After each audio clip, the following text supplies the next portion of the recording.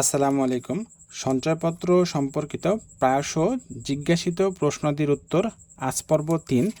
আজ এই পর্বে আপনাদেরকে আমি জানাবো নাবালক সঞ্চয়পত্র কিনতে পারবে কিনা, সঞ্চয়পত্র ক্রয়ের পদ্ধতি, সঞ্চয়পত্র ক্রয়ের মূল্য প্রদান, সঞ্চয়পত্রের ক্রয়সীমা। চলুন প্রথমে দেখা যাক যে নাবালক সঞ্চয়পত্র ক্রয় করতে পারবে কিনা।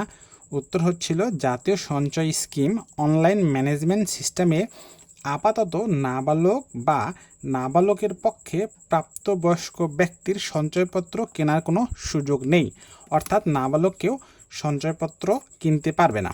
তারপরে দেখুন পরের প্রশ্ন, সঞ্চয়পত্র ক্রয়ের আবেদন কিভাবে করতে হয়। প্রতিটি সঞ্চয়পত্র ক্রয়ের জন্য নির্ধারিত আবেদন ফর্ম যথাযথভাবে পূরণ এবং স্বাক্ষরপূর্বক যে কোনো ইস্যু অফিসে দাখিল করতে হবে। সঞ্চয়পত্র ক্রয়ের আবেদন ফর্ম যে কোনো ইস্যু অফিস থেকে বিনামূল্যে পাওয়া যায় অথবা ওয়েবসাইট থেকে ডাউনলোড করে তা সঞ্চয়পত্র ক্রয়ের ব্যবহার করা যাবে। সঞ্চয়পত্র ক্রয় ফর্মের সাথে কি কি কাগজ প্রদান করতে হবে। ব্যক্তি পর্যায়ে ক্রেতা ও নমিনির প্রত্যেকের 2 কপি করে পাসপোর্ট আকারের সত্যায়িত ছবি। মাথায় রাখবেন, নমিনির ছবি ক্রেতা কর্তৃক সত্যায়িত হতে হবে। নমিনির ছবির পিছনে ক্রেতা কর্তৃক সত্যায়িত হতে হবে। ক্রেতা ও নমিনির জাতীয় পরিচয়পত্রের কপি। নমিনি নাবালক হলে তার জন্ম নিবন্ধন এবং প্রত্যয়নকারীর জাতীয় পরিচয়পত্রের কপি। এই গ নাম্বার পয়েন্ট একটু খেয়াল করুন, এখানে বলছে যদি 1 লাখ টাকার বেশি হয় তাহলে আসলে ই-3 লাগে। এই সার্কুলারটা হয়তো অনেক আগেকার, বর্তমানে 10 লাখ টাকা পর্যন্ত সঞ্চয়পত্র করলে তার ই-3 সার্টিফিকেট লাগবে না। 10 লাখের বেশি হলে তখন ই-3 সার্টিফিকেট লাগবে। আবার এখানে একটা খেয়াল করুন, গ্রাহকের নিজ ব্যাংক হিসাবের যে হিসাবে সঞ্চয়পত্রের মুনাফা ও আসল ইএফটি এর মাধ্যমে স্বয়ংক্রিয়ভাবে জমা করা হবে। মানে আপনাদের ব্যাংক অ্যাকাউন্ট নাম্বার লাগবে। এমআইসিআর চেক এবং এমআইসিআর সাদা চেকের কপি।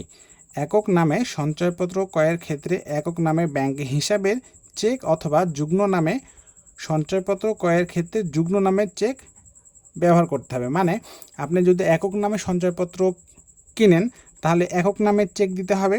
যদি যৌথ নামে সঞ্চয়পত্র আপনারা আসলে কিনেন তাহলে অ্যাকাউন্টটা যে সেভিংস অ্যাকাউন্ট হবে ব্যাংকের, সেটাও কিন্তু যৌথ অ্যাকাউন্ট হইতে হবে।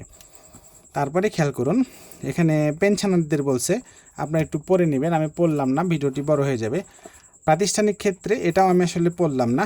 প্রাতিষ্ঠানিক পর্যায়ে বিনিয়োগের ক্ষেত্রে আপনারা যাদের লাগে আপনারা একটু পড়ে নেবেন, আমি একটা ছবি পোস্ট করে দেব। সঞ্চয়পত্র ক্রয়ের ক্ষেত্রে নগদ ও চেকের ব্যবহার কিভাবে হয়। মানে সঞ্চয়পত্র আপনারা কি আসলে নগদ টাকা দিয়ে করবেন না চেক দিবেন, আমি আপনাদেরকে একটু ক্লিয়ার করি। আপনারা ভালোভাবে আগে পড়ে শুনুন, তারপরে আমি আপনাদেরকে ক্লিয়ার করব।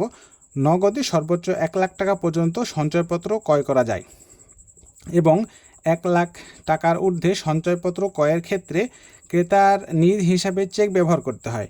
তবে ক্রেতা চাইলে যে কোনো অঙ্কের সঞ্চয়পত্র ক্রয়ের জন্য নিজ হিসাবে চেক ব্যবহার করতে পারবেন। মানে আপনারা নগদ টাকা দিয়ে পারবেন, কিন্তু অধিকাংশ প্রতিষ্ঠানে ব্যাংকে আমি আসলে দেখছি প্র্যাকটিক্যালি যেটা আপনাদের চেক দিতে হয়। ধরুন আপনারা 1 লাখ টাকার সঞ্চয়পত্র করবেন, তখন পে টু পারিবারিক সঞ্চয়পত্র লিখে 1 লাখ টাকার একটি চেক আপনাদের ব্যাংকে দিতে হবে। যেই অ্যামাউন্টে সঞ্চয়পত্র করবেন সেই অ্যামাউন্টের একটি চেক ব্যাংকে দিতে হবে। ব্যাংক ওই চেক থেকে টাকাটা সঞ্চয়পত্রে ট্রান্সফার করে দিবে। আজ এই পর্ব এইখানেই। আগামী পর্বের জন্য আগামীকাল সকাল 8টা পর্যন্ত অপেক্ষা করুন। ধন্যবাদ।